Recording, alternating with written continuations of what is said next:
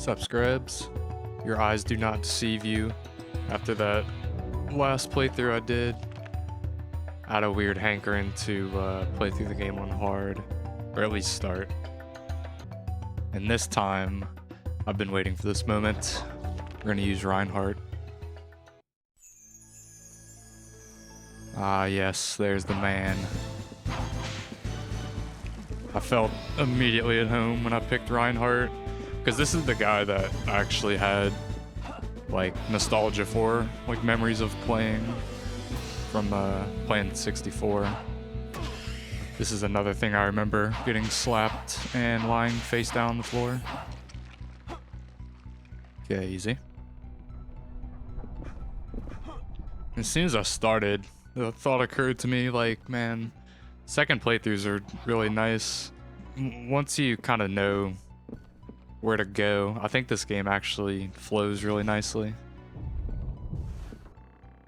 Very early on, in places like this, where I start actually fighting things, and still do get kind of slapped up a bit. But I was thinking, like, man, you know, the hard mode doesn't seem too bad. I'm getting hit and not taking that much damage. But, yeah, I learned very quickly that certain sections of hard mode in this game do not play around. And oh boy, is this one of those parts. Dude, this boss is a goddamn nightmare. I have no shame in admitting to using save states at the start here and just retrying over and over. I've lost count.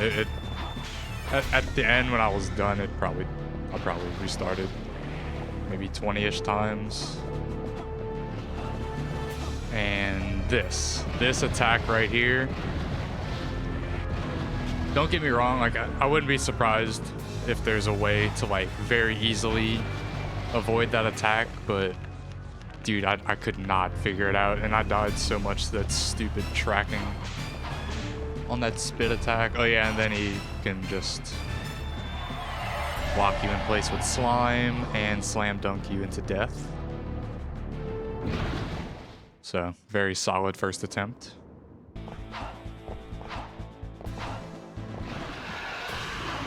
This little command grab attack he does is pretty easy to avoid. You can just jump straight over it, thankfully.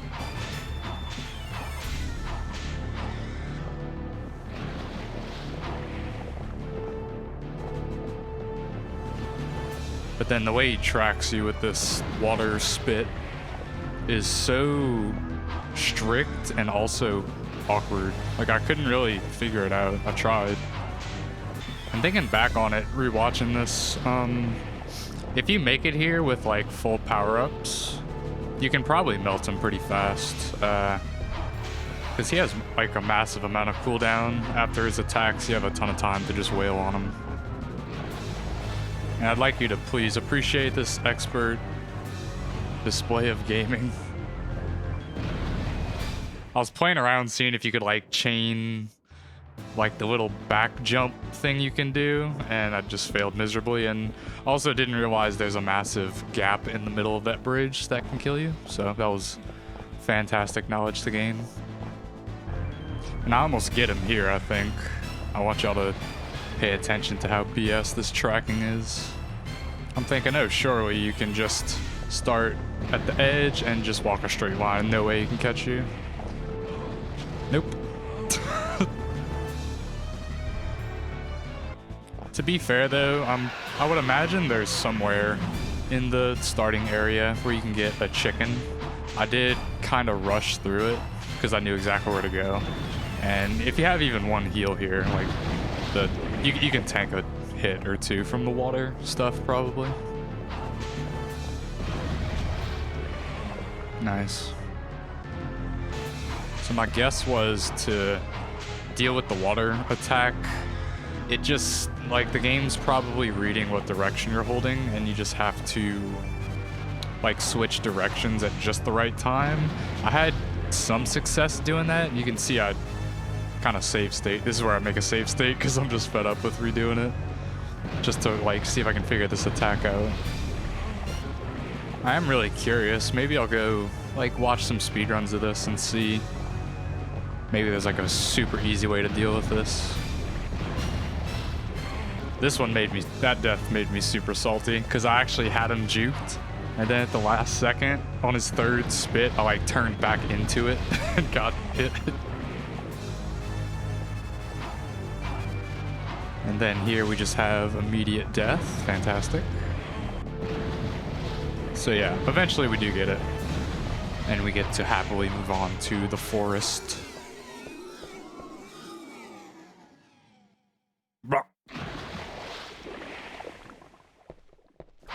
The forest is pretty cool, especially this boss. He's pretty free to be honest, but I like him. I also never got around to seeing if that shortcut I found in my first playthrough and use here again. I was wondering if that was also in Castlevania 64 or if that was something new they added here. Because it's funny whenever I think back to doing this stage, I always recall it taking so long. So it's really funny to just like beat this guy up, go take the shortcut, and then just fight him again immediately. So yeah, no surprises here. Perhaps unsurprisingly, old Skeleton Lord is still a bit of a pushover. I will mention here how excited I got when you get a power-up with Reinhardt. His whip visually changes. And it's such a simple thing, right? I keep bringing up Castlevania 64 because it's the one I've played, the one I have nostalgia for. When you upgrade the whip in that game, I think the only thing that changes is like the color of his whip gets redder. So it starts off like a light orange and then gets a darker orange and then it turns like dark red or something. So when I got an upgrade here and saw a whole ass chain whip, I got very excited.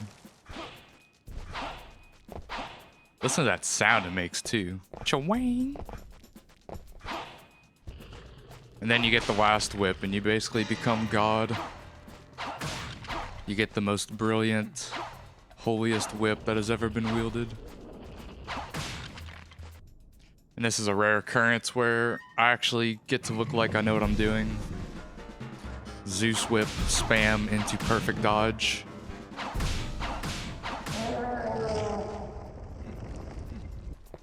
Now we get to visit my favorite shortcut ever in a game. If the whole stage actually is as long as I remember, then yeah, this shortcut's ridiculous. You get a chicken too, which is nice. So phase 2, this boss. This is actually why I'm usually cautious about talking shit about things. Like I said, this guy was free and then this happens. Like how? When he hits you normally, I'm pretty sure he doesn't do that much damage at all. But apparently if he grazes your ankle while he's climbing out of the pit, then he can hurt you for like 99% of your health bar. Which is absurd. I highly doubt that was intentional. I don't want to assume too much because I'm not sure if he ever landed a clean hit on me with his club. You saw there, I mean, he hit me with his foot and it did, what, maybe 5% damage or something? So that'd actually be really funny if for some reason they legit made his swing attack do that much damage. I don't know how that missed me. I think I just found the sweet spot. But yeah, GG. So now we're in the castle wall. Pretty uneventful. Climb to the top here. As you'll see though, we very quickly return to getting our asses handed to us by the bosses. They did not play around with the bosses in hard mode, and I like it. So to all 0 of you who are here and thinking, man, I'm glad I'm here, I can get some great advice on how to beat this guy. The best tip I can give you is do not be greedy. I'm convinced they make the dragons drop a full row of goodies on purpose, so as to bait people like me who can't help themselves. So next attempt and you will see me not follow my own advice. I literally have like a 5-second gap to do damage, and I grab 100 gold and a moon card. And I was hopeful that perhaps I could do some damage with the almighty level 1 knife throw. But unfortunately, it does absolutely nothing. On paper, once you see this fight a bit, it's not that bad. It becomes pretty obvious what they're about to do. At the start, they just shoot a tracking fireball, which is kind of hard to dodge. And then the second phase is just a long row of fire. It just took me a little while to find a good opening to attack. Because even the small fireball they shoot on their first phase, it's a bit deceiving how hard it is to dodge. I think here is where I figure out what is probably the strat, although I do unfortunately die first. Basically, you can bait one of the heads to like wrap around that structure in the middle and get stuck, so you can isolate the other one and just focus one at a time. Get to wail on it freely, more or less. So from there, it's just a matter of dodge left, attack, dodge right, attack, rinse, repeat until they're dead. And spoilers for anyone who watched my first playthrough of this game. Thankfully, the gates in Reinhardt's quest are way more straightforward and less annoying. So that was a relief.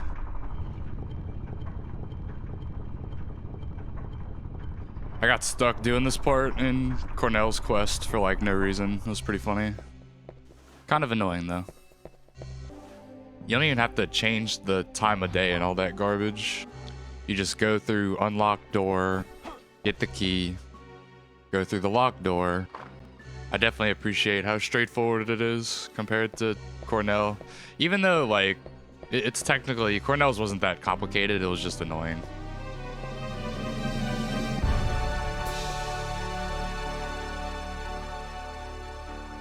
This part's sick. This is where Dracula shows up. And he starts spitting at you like he's a rap god, throwing out insults and stuff. It's great. It's like one of the best parts about playing old games. You'll come across these phrases and insults that like you've never heard in your life, and they're fantastic. Like, I really want to know how many people have actually been called an upstart weakling, unironically.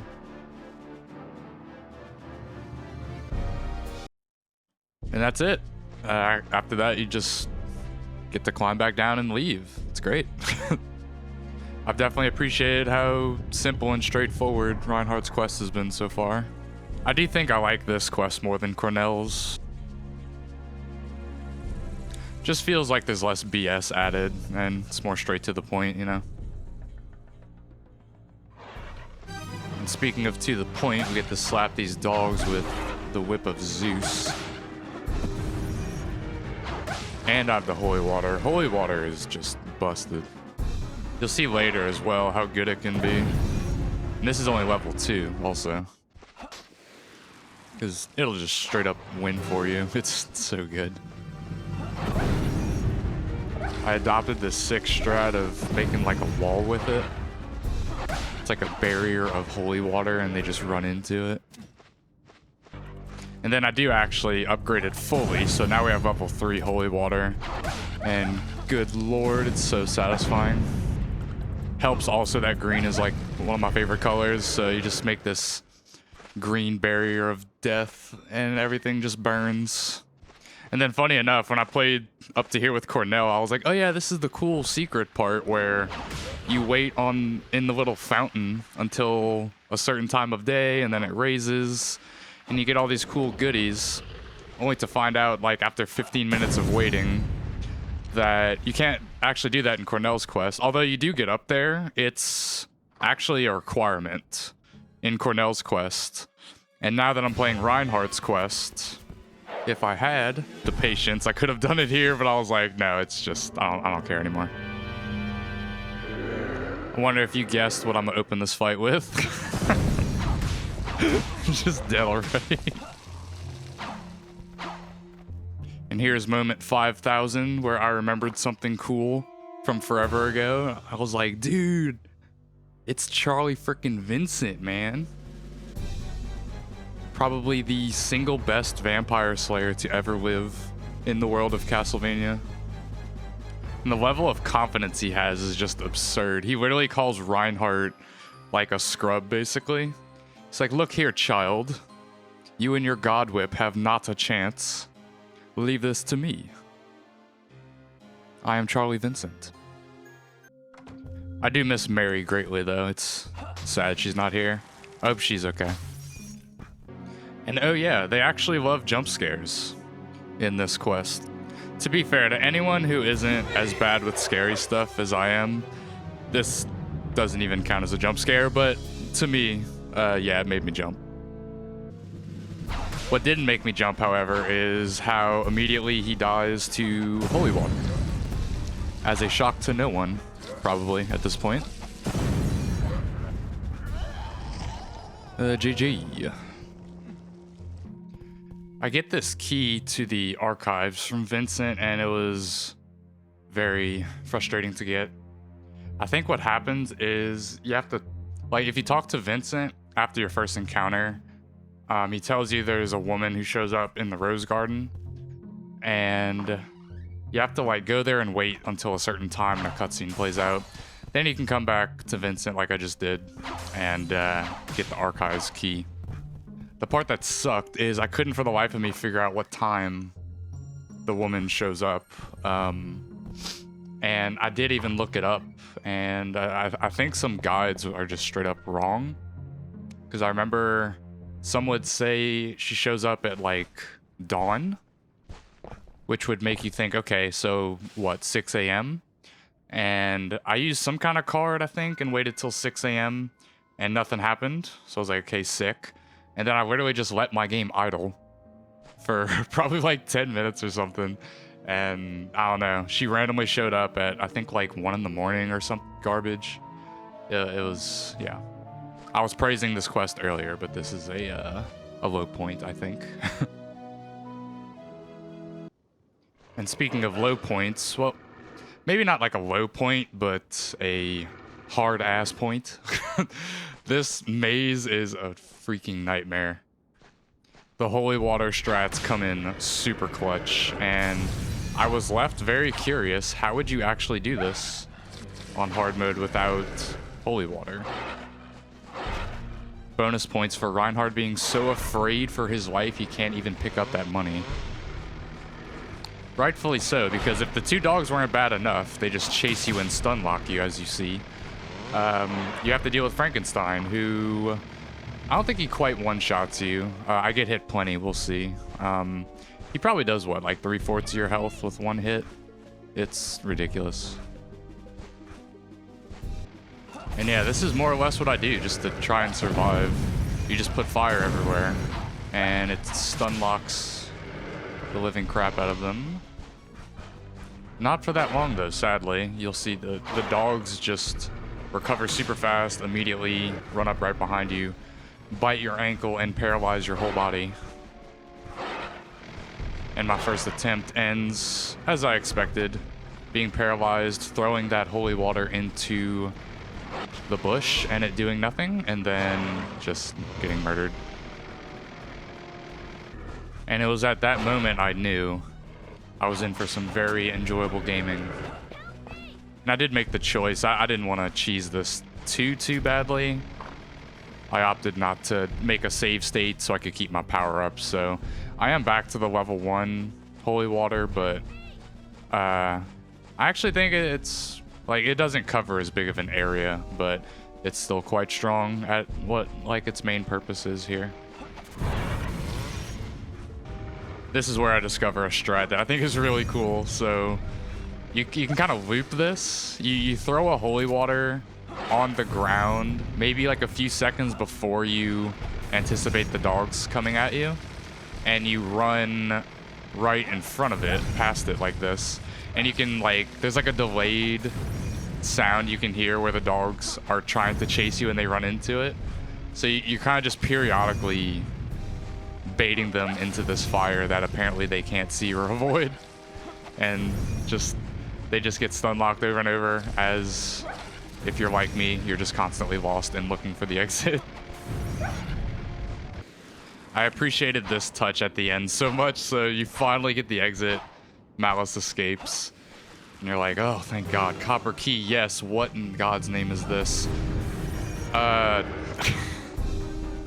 Indeed, that 30 minutes of dying and running wasn't enough. Let's just add in a full-ass boss fight of the same thing for some reason. At least, funnily enough, this is actually super free because you actually kill them using the same strats, so... Thanks, game. I'm glad this was here. So you make it underground, you fight a fight very similar to what Cornell fights. And I was talking about jump scares earlier. Flashback number 10,000. This scared the hell out of me when I was a kid. It almost made me not want to play anymore. I hate jump scares so much. But anyway.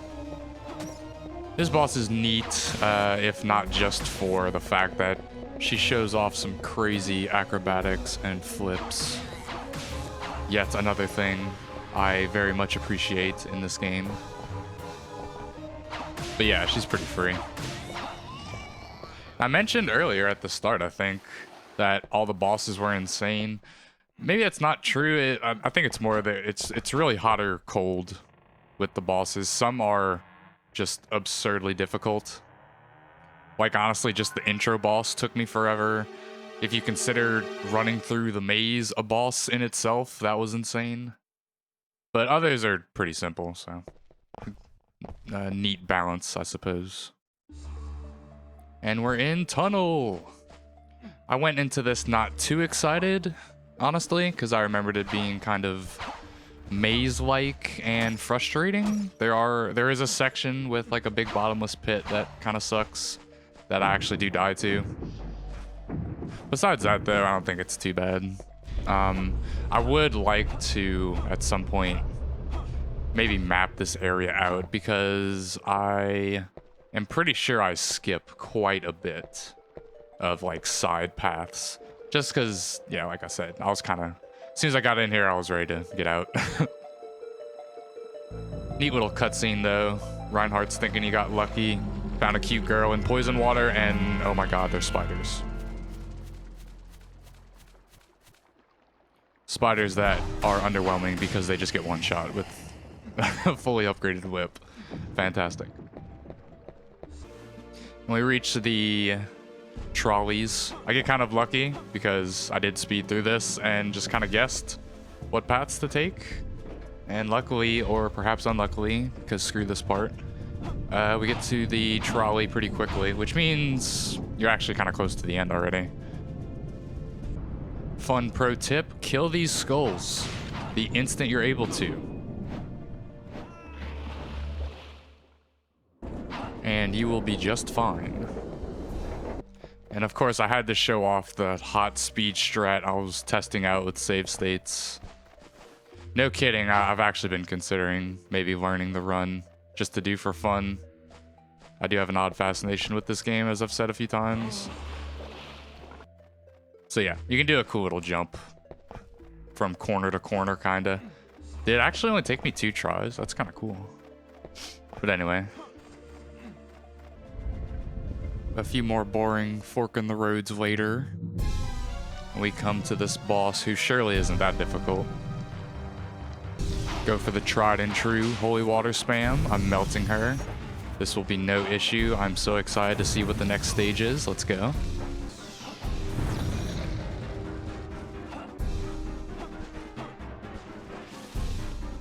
Oh, of course, there's a second phase. How could I forget?